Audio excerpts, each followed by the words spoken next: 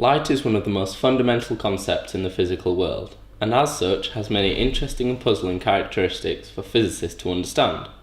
One such feature is polarization, which in simple terms is the ability to take scrambled light and isolate only the light that oscillates in a certain direction. This feature of electromagnetic waves has been exploited in many ways that we encounter on a daily basis, including sunglasses, 3D movies, and LCD computer screens. However, polarization has some odd characteristics that need to be understood before they were utilized. So first, let's recap the basics. As you know, light's a two-dimensional wave. It has a wavelength lambda and propagates in the direction x. It oscillates perpendicular to this. However, when we see light in two dimensions, there's one problem with this. In three dimensions, with the x-axis coming out of the board and the light propagating towards you, you can see that there's an infinite number of directions perpendicular to the x-axis. Each of these arrows shows a different direction which the light can oscillate in. The angle between the y-axis and the direction which the wave is oscillating in is called its polarization. We can isolate only the light oscillating in one direction by using something called a polarizing filter. This produces polarized light out of the other side. So only the light with this particular oscillation will get through. What's the point? Light that's passed through a polarizer may not seem very interesting on its own, but the key to the majority of its uses is what happens when you introduce a second polarizer. When the light goes through the first one, the exiting light is polarized and all the waves line up. However, when it gets to the second polarizer, it will only let light through that is lined up in its direction. As a result, when they're parallel, all the polarized light goes through. However, at 90 degrees, all of the light is blocked. It's this light blocking property that lets, for instance, 3D movies work. In a 3D movie, two images are overlaid on the screen at the same time, one for the left eye and one for the right eye. The left image is polarised up-down and the right image is polarised left-right. Now if you take the glasses off in the cinema, you will see a slightly fuzzy image because both the images are on the screen at the same time. But if you put the glasses on, which consist of one vertically aligned polarising filter and one horizontally aligned polarising filter, the left eye, because it's at 90 degrees to the right image, will block all of the light out, and likewise for the other eye, but it will let through all of the light that is polarised in the same direction as it. Another use of polarisation that you see every day is in LCD screens, like the one on your phone or your laptop. An LCD screen consists of these 5 components sandwiched together very thin, which means they're much more compact than the old CRT displays from back in the day. They effectively consist of a backlight and a diffuser, which spreads the light out the back of the screen. You then have a horizontal polarizer, which polarizes all the light horizontally. And then you have an array of pixels. Each pixel, here's a pixel, consists of 3 subpixels, one red, one green, one blue. And each of these subpixels contains an amount of this substance known as a liquid crystal. And these are long, thin molecules that have the property that if you apply a voltage to them, they will twist along their axes. Now what happens with the light that hits this, if it's horizontally polarised and it's twisted, it will come out vertically polarised. So a pixel that is off, the light will pass straight over it and stay horizontally polarised.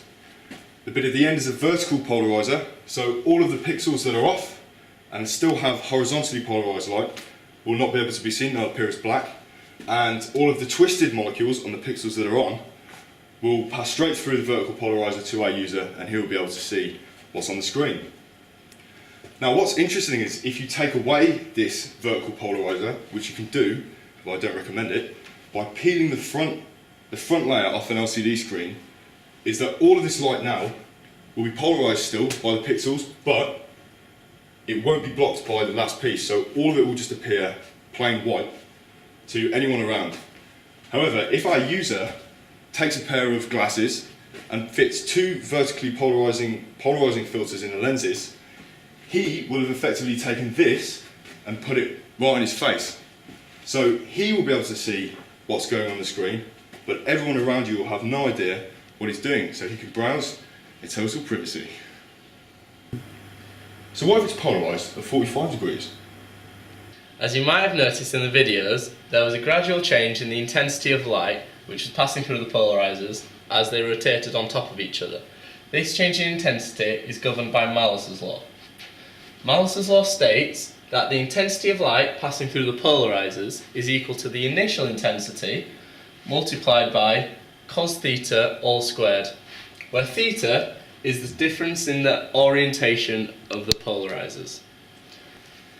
As you can see in this graph of intensity against angle of orientation, there's the gradual change of light which we saw in the video. At 0 degrees, all of the intensity of light is getting through the polarizers. At 90 degrees, when the polarizers are perpendicular to one another, none of the light is passing through. However, at 45 degrees, you can see that half of the light is getting through. Well, that was pretty straightforward. Is that all there is to it? Everything we've talked about so far has involved the use of two polarizers and exploits the fact that you can selectively cancel out or isolate only the light that you want. However, there is a way light can be polarized in a way that seems fairly unintuitive and doesn't involve a polarizing filter at all. If you look at a window, clearly a lot of light passes through it, but also some of the light from inside is reflected back, as you can still clearly see me in the reflection despite being quite faint. It's this reflected light that has the curious property of being polarized if it hits the window at just the right angle. You may have done an experiment like this at school, where you shine some light into a block of transparent material, say glass or perspex, and notice that the ray of light coming out the other side was not lined up with the ray that you initially put in. Now, what you may not have investigated is this reflected ray, like we saw with the window, and you're missing the most interesting part, because if you shine unpolarized light into a block of glass, and the angle of reflection happens to be at right angles to the angle of refraction, then I can guarantee that this ray of light will be 100% polarized in the plane of incidence. Nah, prove it. I can prove it with this experiment. We take a light source and focus the light with a couple of collimators. We can reflect the light off a dielectric such as glass or perspex, and it will be focused again through some collimators via a polarizer onto a light detector. Here's the experiment set up in real life. Each arm needs to be perfectly aligned for the collimators to focus the light beam directly onto the dielectric and then reflected onto the detector. By moving each of these arms, we can change the angle of incidence. With the addition of the polarizer, we can measure the light intensity at different polarizations. We can keep the polarizer fixed at either 90 or 0 degrees and see how the light intensity changes as we change the angle of incidence. The two lines on this graph represent the two modes of polarization. At 47 degrees, the light intensity of the parallel polarization falls to 0. This shows the light is 100% polarized at this angle. Polarization by reflection may seem completely strange, but there is an intuitive physical reason for it occurring.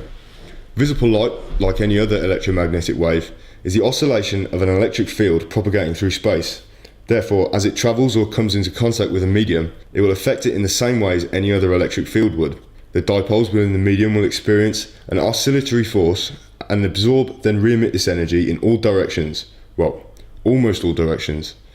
This graphic shows how a dipole re-emits radiation, with the highest intensity coming out of its centre and wanes off as it reaches the top and the bottom, where it is 0. This is the key, as any light that is polarised in the plane perpendicular to the surface of the medium is unable to be re-emitted at the top of the dipole, and so must be totally refracted or converted to heat. When the sun reflects off something horizontal such as a sea or a glass table, polarisation by reflection implies that a good portion of this light that could dazzle you or your camera is polarised in a specific direction and can be eliminated by simply including a polarizer at 90 degrees to it. Thanks, polarisation.